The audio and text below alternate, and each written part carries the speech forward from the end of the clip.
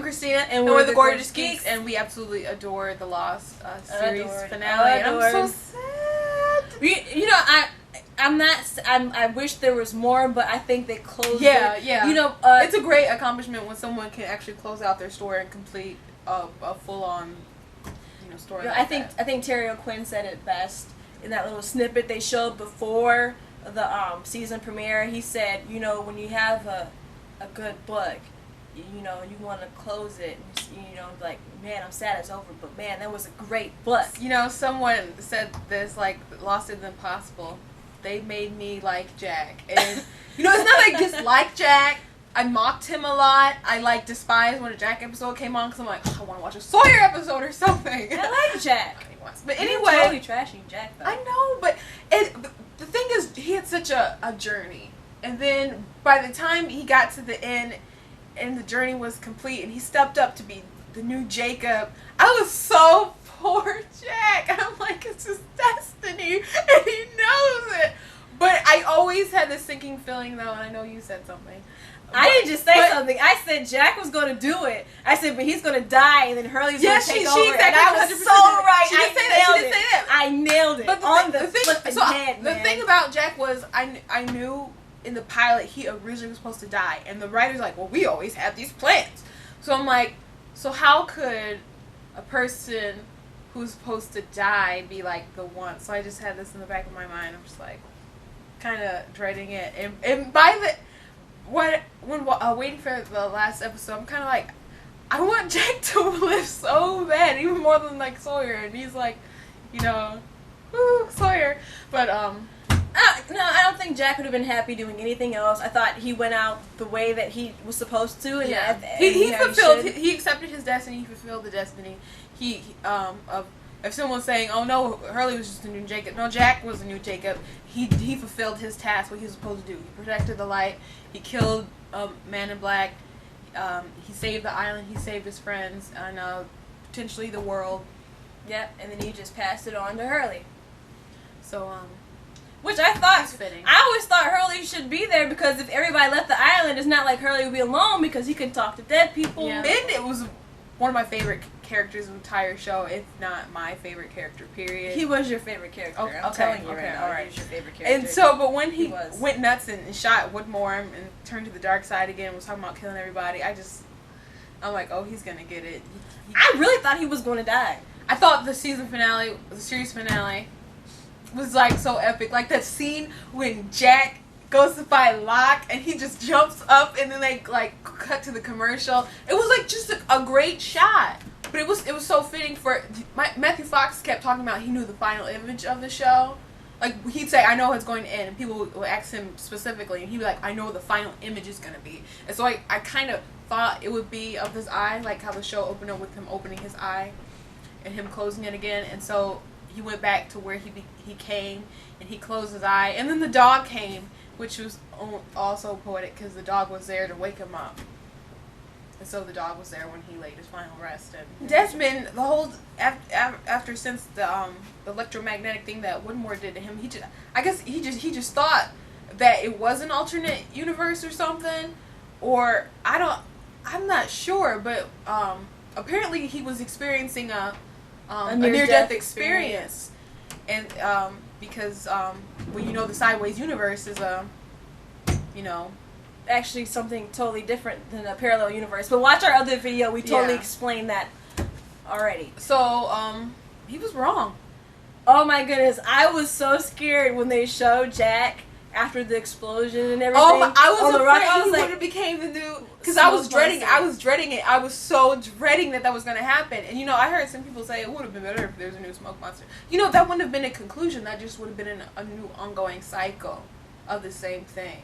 It had such a great resolution. I know that there's still many unanswered questions, but nothing that picks your brain apart though that I can think of. Well, people still want to know what are the numbers and why did Libby go crazy, which the writers actually explain in Weapon of Law, which the writers actually explain, and I don't know, people are nitpicking and they want the writers to just sit down and I guess explain everything word for word, but you just gotta suck it up and have some imagination. Mm-hmm. and what they really did by not answering all of the questions, like the most important one that people keep bringing on is what is the island, and so they basically immortalized their show.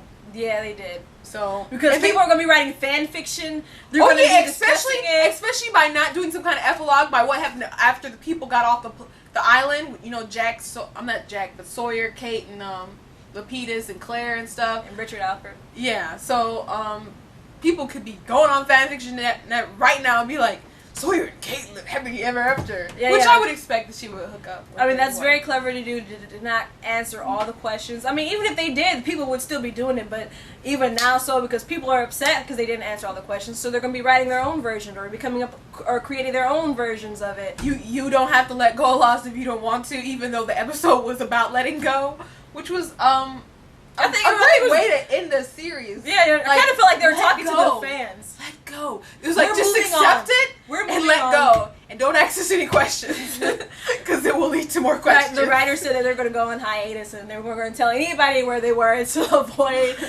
people asking them questions. Like, even Jimmy Kimmel was sprouting his own theories to Matthew Fox. And he was like, okay, yeah, you can think that, if you want.